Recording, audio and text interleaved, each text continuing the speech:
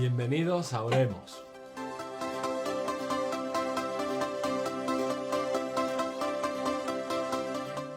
Como cada miércoles es un gozo y un privilegio compartir este tiempo contigo. Y te pido que cierres tus ojos por un momento y vamos a dedicarlo en las manos del Señor. Padre, te damos gracias en esta noche, Señor, por tu amor y por tu misericordia. Te pido que abras nuestro entendimiento y abras nuestro espíritu para la palabra que tú tienes preparada para nosotros hoy. A ti te damos la gloria y la honra en el nombre de Jesús. Amén. Pues queridos hermanos, seguimos con nuestro estudio, el viaje de Israel. Y como saben, vamos en un viaje de Egipto a Sion, siguiendo los pasos de Moisés y de todo el pueblo de Israel. En esta ocasión nos toca hablar acerca del desierto. Y el desierto comprende cuando deja el pueblo de Israel el monte Sinaí y avanza hacia la tierra prometida. Es decir, empieza el episodio donde vemos concretamente a los 12 espías, donde vamos a ver lo que pasa en Cades Barnea, y hay muchos factores que vamos a ir comentando poco a poco, semana tras semana, que nos van a ir aclarando acerca de no solo los procesos internos que tuvo el pueblo en medio del desierto, sino los procesos que también quiere procesar en nuestra vida el Señor a través de estas historias y de estos ejemplos. Lo primero que quiero recordar y quiero recapitular un poco es que en el monte Sinaí lo primero y más importante para mí es que habían visto a Dios. Lo segundo, y probablemente más fundamental, es que reciben los mandamientos. Digamos, en este momento, obviamente, quizá lo he dicho un poco rápido, habían visto a Dios. Obviamente, la manifestación de Dios en el monte Sinaí fue algo espectacular, fue algo tremendo. Además, el ruido, el estruendo, dice que la gente tenía miedo, es decir, veía una exhibición del poder de Dios tremendo. Los mandamientos lo que marcan es una nueva dispensación, es decir, un nuevo orden. Hasta ese entonces no tenían una ordenanza explícita que diferenciara o que separara lo bueno de lo malo. Concretamente nos vamos a encontrar 10 mandamientos, 4 relativos a Dios concretamente y 6 relativos al hombre. De ahí Moisés recibe una pieza fundamental o la revelación probablemente del momento, y es la revelación del tabernáculo.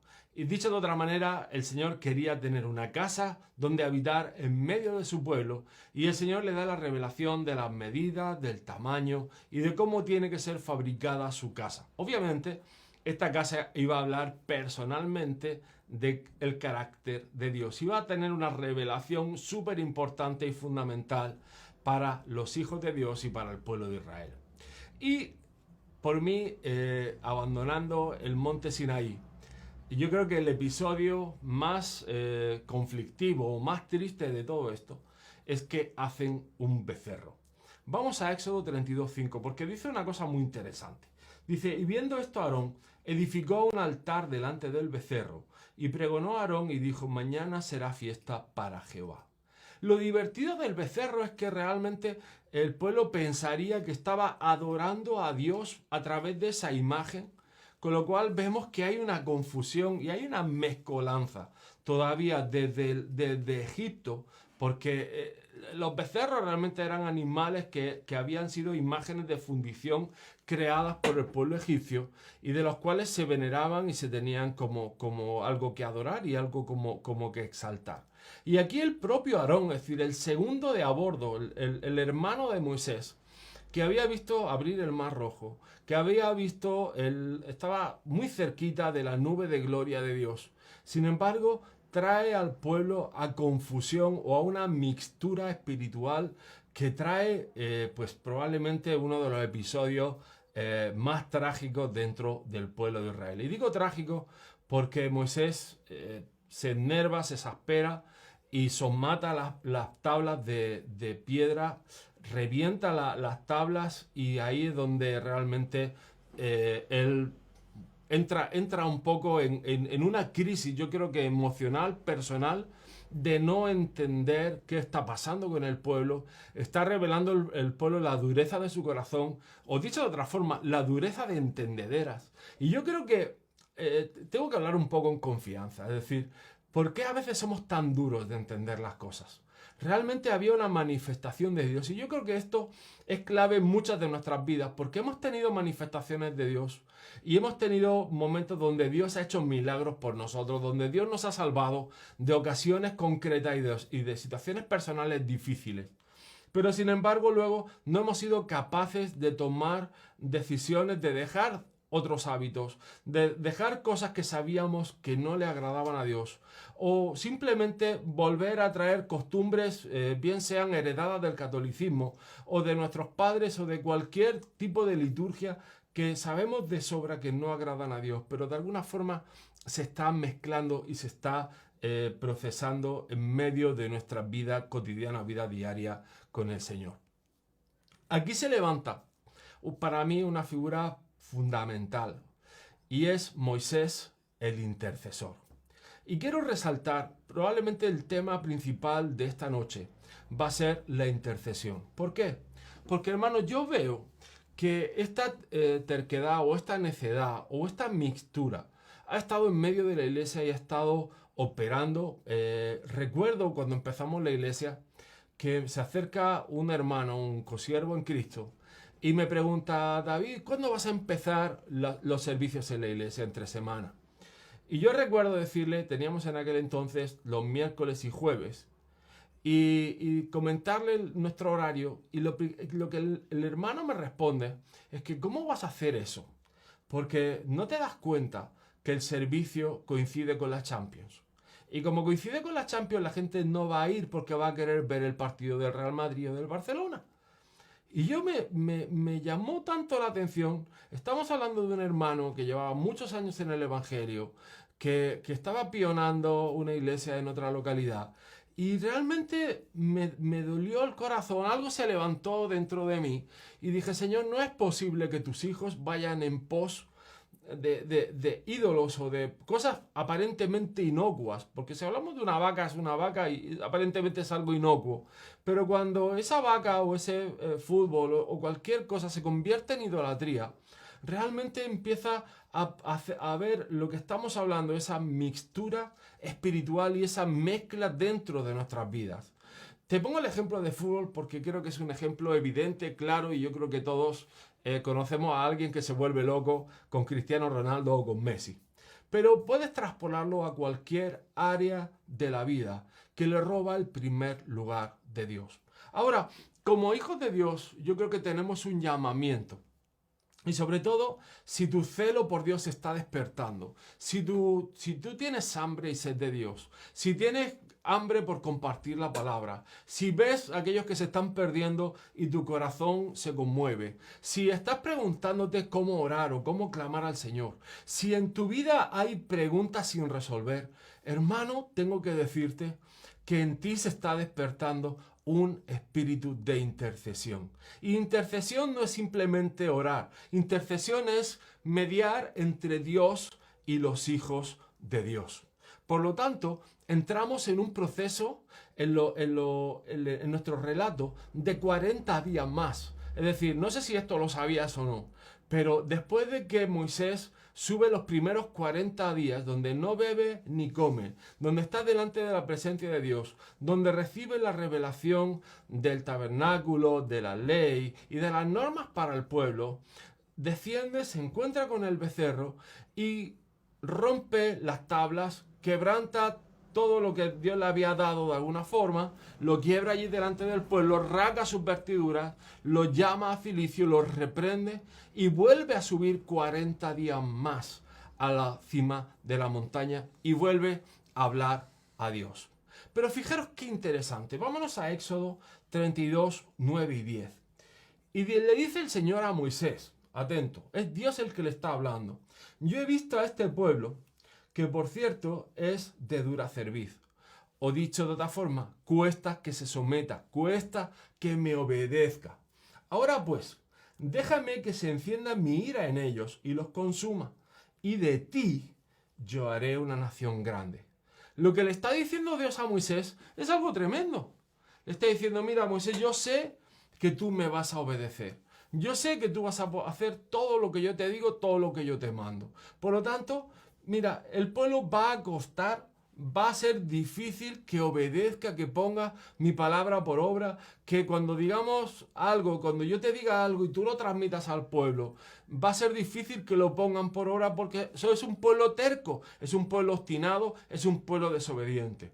Déjame que yo te voy a levantar de tus entrañas, voy a levantar una gran nación. Ahora, aquí donde yo creo que Moisés empieza una lección magistral y donde Dios ha estado hablando a mi vida de cómo interceder por aquellos que se han perdido.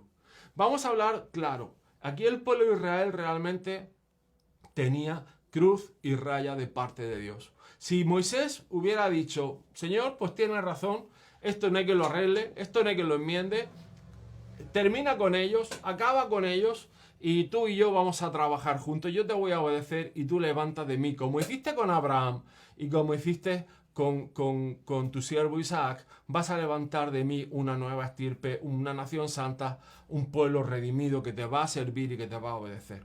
Pero esa no fue la actitud que Moisés tuvo. Y entonces tengo que irme al siguiente versículo. También seguimos en Éxodo 32, 31 al 32. Y dice, entonces volvió Moisés a Jehová y dijo, te ruego pues, este pueblo ha cometido un gran pecado, porque se hicieron dioses de oro, que perdones ahora su pecado, y si no, ráeme ahora de tu libro que has escrito.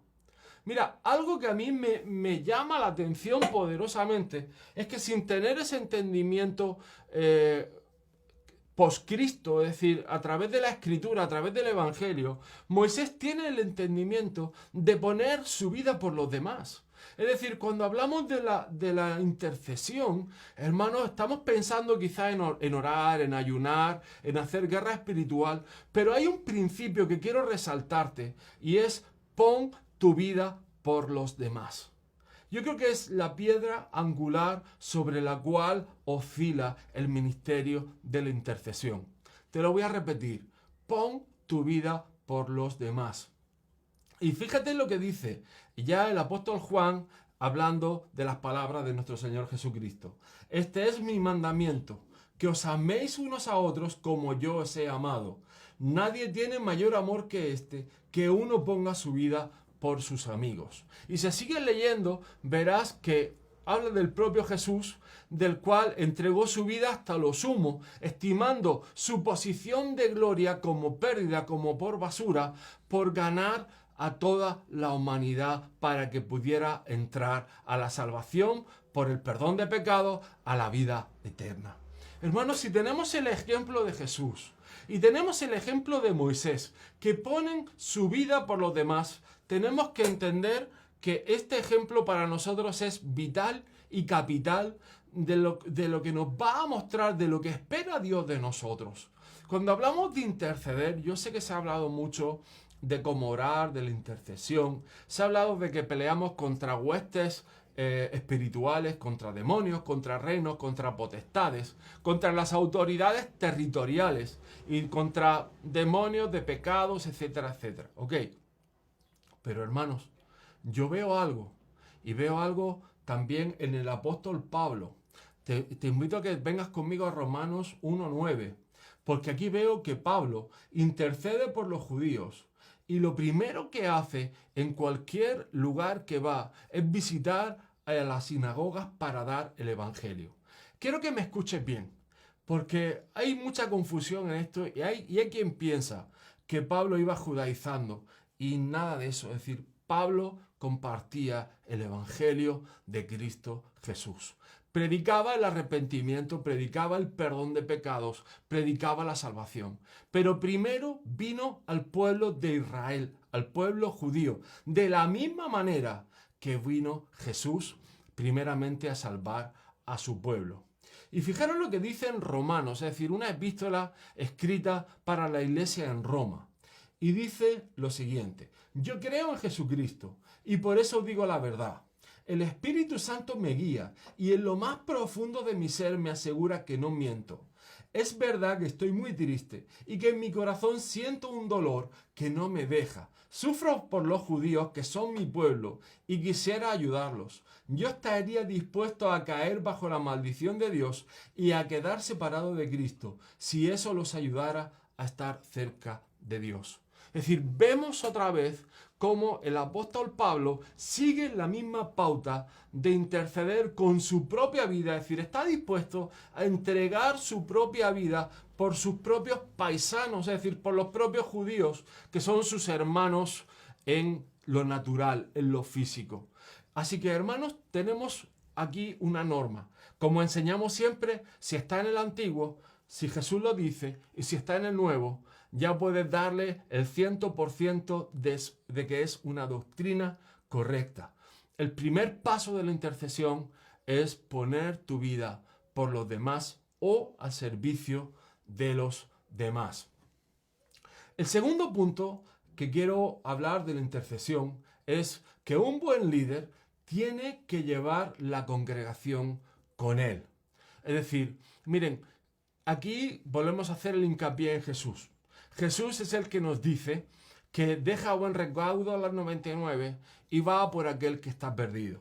Ahora, si sigues leyendo, también sabrás que cuando hay uno que se vuelve a ir y se vuelve a ir y se vuelve a ir, el Señor dice que le quiebra la patita o le amarra las dos patitas de atrás para que enderece su caminar. Es decir, porque estamos en la dispensación de la gracia, no significa, hermano, que tienes licencia para pecar y que el pastor tiene la obligación de perseguirte.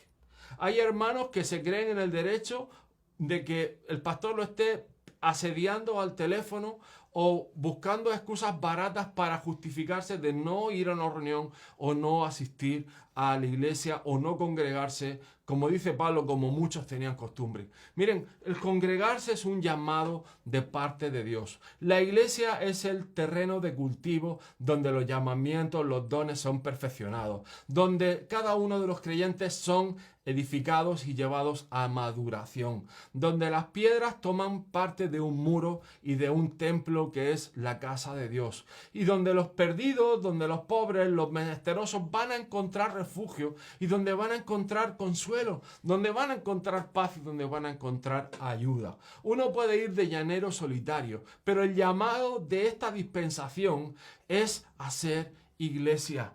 Porque Cristo viene a por su esposa y su esposa es la iglesia. No es la iglesia de los llaneros solitarios, es la iglesia de Cristo Jesús. La iglesia que conforman un grupo de creyentes que han nacido de nuevo, que han aceptado la fe, han sido bautizados en agua y bautizados en espíritu, como dice Juan 3:16. Así que, fijaros lo que dice Éxodo 33:11. Y hablaba Jehová a Moisés cara a cara, como habla cualquiera a su compañero.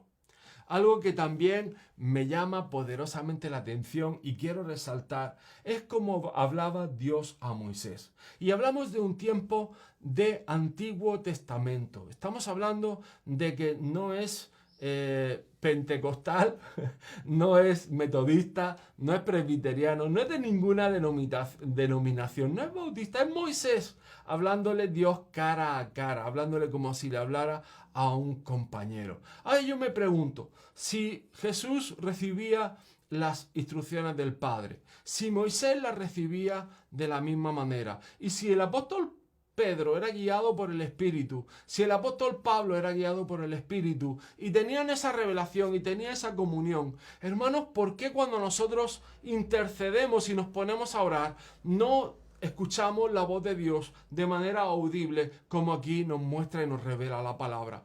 ¿Acaso ha cambiado Dios? Porque la Biblia dice claramente que Dios no cambia.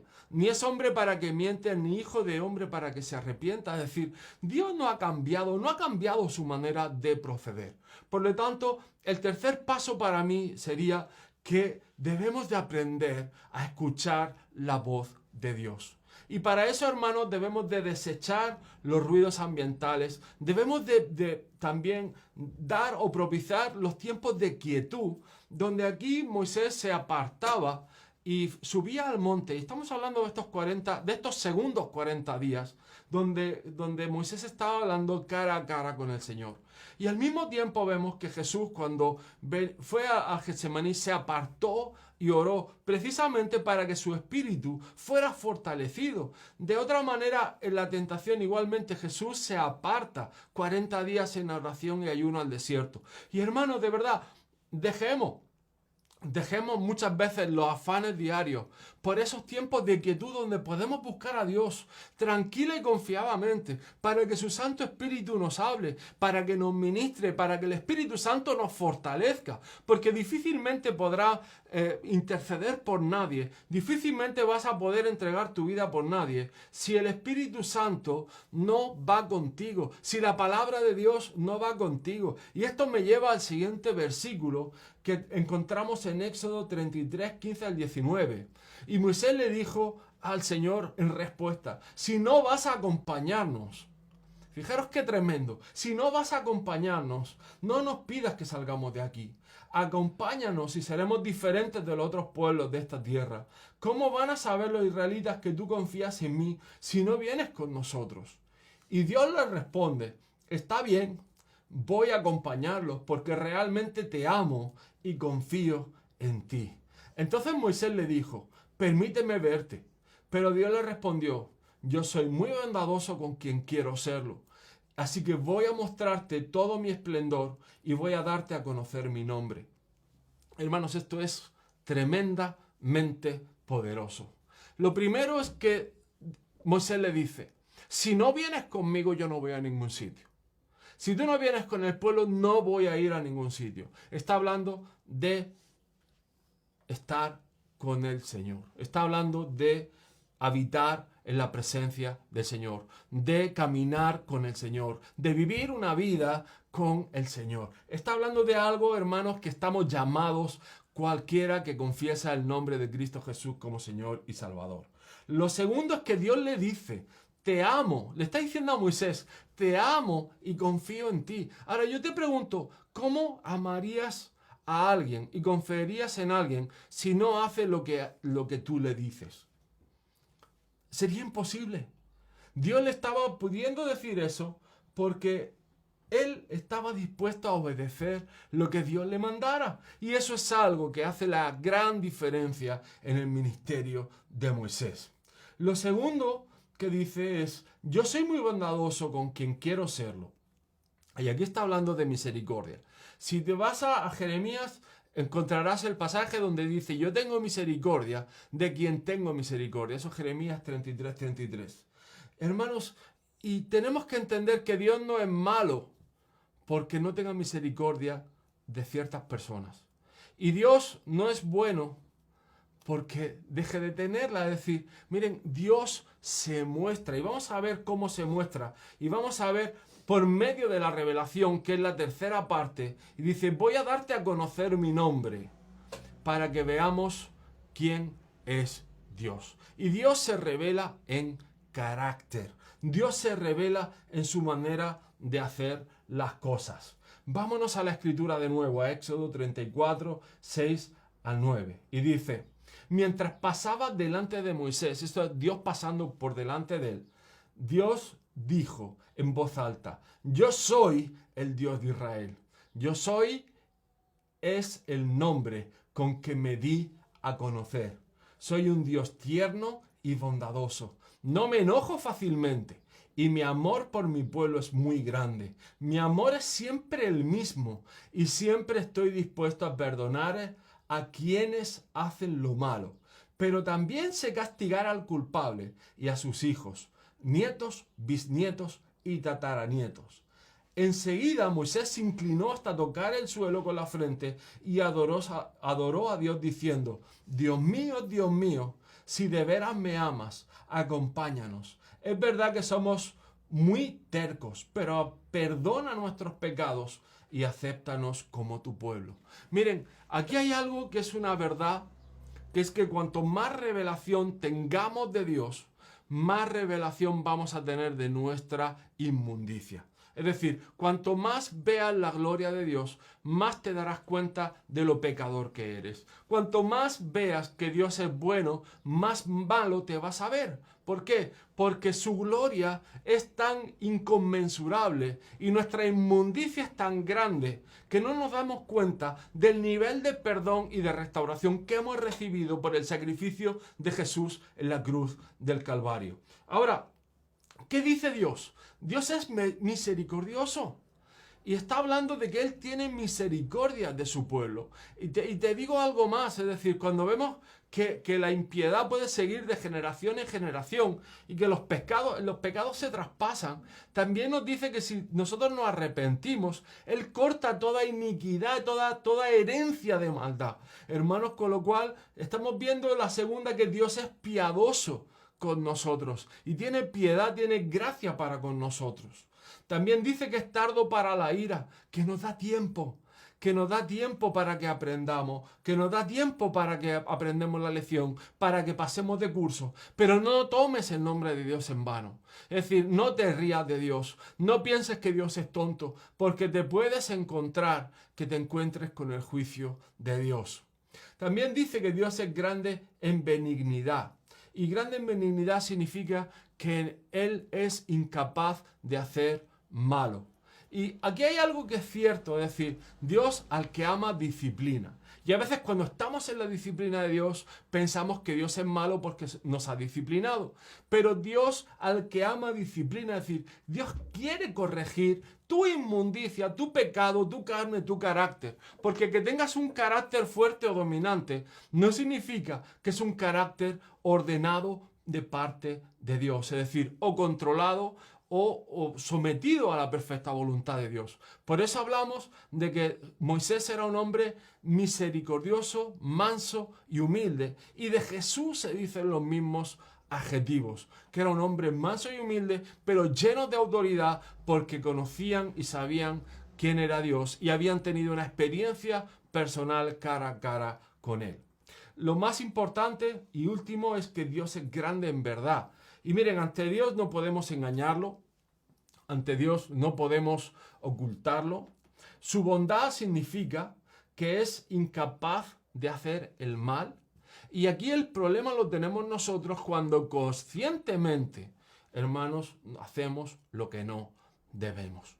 Porque miren, a veces, es decir, el pecado es pecado, lo sepas o no lo sepas. Pero cuando ya conoces la verdad, a mí se me ponen los pelos de punta, hermanos, cuando veo que vienen hermanos, aceptan al Señor, se bautizan o casi ni se bautizan, pero de pronto aparece una chica o cualquier problema y abandonan la iglesia y vuelven 7 veces peor o 3 veces peor de como estaban al estado original. Y eso me preocupa y me carga, porque estamos viendo cómo de alguna forma van a un lugar de oscuridad 7 veces peor que el original. Es más, aquí tenemos una clave que para mí es fundamental, y es que cuando entramos al entendimiento de que si no está Dios conmigo, como decía Moisés, si Dios no viene conmigo, si Dios no va a estar en lo que yo hago, si Dios no va a estar en mi vida personal, lo que me va a llevar lo demás va a ser a un lugar de muerte. Miren, estamos intercediendo, estamos hablando de personas que están dispuestas a dar un paso adelante por su nación, por su familia, por sus hijos e hijas. Quizás es tu esposo o quizás es tu esposa la que no conoce al Señor. Pero miren, algo que para mí es clave, y lo veo, lo reconozco en la vida de Moisés, es que él amó a Dios primero. Y Dios le respondió de la misma manera: Moisés, yo te amo a ti y confío en ti. Llega a decirle, como hemos visto, que mira, si ellos no me hacen caso, yo de ti levanto a otro Israel y levanto a otro pueblo. Y miren, y eso tienes que darte cuenta de que cuando tú amas a Dios primero, Dios es todopoderoso para levantar hijos o para traer salvación, para traer milagros, para mostrar su poder. Pero hermanos, la clave está en que nosotros amemos su presencia y que no dejemos en ningún momento que nada se interponga entre nosotros y la presencia del Señor. Para mí la clave, y termino aquí, como dice David, una cosa he demandado a Jehová y esta buscaré. Y yo creo que esta es la clave, que busquemos fervientemente que yo esté en la casa de Jehová todos los días de mi vida para contemplar la hermosura de Jehová y para aprender en su templo. Hermanos, tenemos la primera clave y la primera lección acerca de la oración intercesora. Aquí la tienes. 1. Ama a Dios primero, por encima de cualquier otra cosa. Segunda clave, ama a tu prójimo como a ti mismo y está dispuesto a poner tu vida por los demás. Tercero, tienes que entender que Dios va a mostrar misericordia por quien va a mostrar misericordia, pero que nosotros somos quienes vamos a llevar a estas personas delante del trono de la gracia. Quiero orar por ti, para que cobres fuerza, cobres visión, y veas como no solo Moisés, sino otros tantos que se pusieron a interceder por el pueblo, bien sea el padre Abraham, bien sea el rey David, vemos a Samuel como intercede por Saúl, y vemos a tanta gente que se pone a interceder y que Dios responde. Vemos a un Daniel que intercede por la vuelta de Israel, y el Señor los libera incluso de un pueblo y toca a un Darío, toca a un Ciro, mueve reyes. Hermanos, para Dios nada es imposible. Así que solo tienes que creer y lo más importante, ama a Dios con todo tu corazón. Vamos a orar. Padre, te damos gracias porque tú estás poniendo este celo santo en nuestras vidas. Te pido que avives el don del llamado que hay en nosotros, Señor. Y Padre, que pongas esa unción y esa gana, Señor, Padre, esa unción a la hora de orar y a la hora de hablar, Señor, de tu evangelio. Padre, danos entendimiento acerca de la intercesión, danos entendimiento acerca de poner nuestras vidas por los demás, Padre, y lo que tú esperas de nosotros, Señor, que nosotros estemos dispuestos, Señor, a ponerlo en el altar. Te adoramos y te damos la gloria a ti, en el nombre de Jesús. Amén y amén. Dios los bendiga. Nos vemos la semana que viene.